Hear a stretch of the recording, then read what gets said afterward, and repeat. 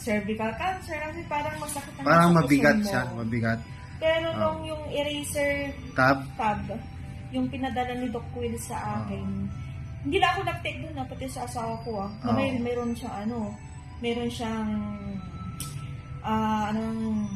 may liver, fatty liver. May fatty liver siya. Oo, severe na yun sa kanya rin severe siya. Nakiano lang sa akin. Pero sa totoo lang ayaw niya inumin. Pero nung sinabi ko na okay siya na yung willing na umiinom. Trinay niya.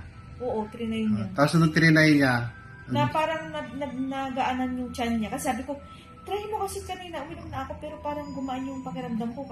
Pag-ihi ko, gumanda rin. gumanda yung parang sa akin tipid Yung parang hinahanap ako yung, kumbaga, hinahanap mo na yung buo. Yung buo. Yung buo na talagang ilalabas mo lahat. Pero mo pag na umihi ka, parang may kulang. Tapos sa pag nire-release ng dumi, parang kapag nagre-release ako nung wala pa yun, parang alam mo yung pakiramdam mo, may hinahanap ka pa na pwede pang ilabas Kasi parang bitin ka ba? Kung basta pagkain masarap yung kinakain mo, bitin ka, ganun yun. Kaya yun, pero after 2 days, maganda na yung pakiramdam ko, tsaka sa kanya. Sabi niya, maganda pero tapos nagbawas ihi ako siya. Ihi, sabi niya ganun.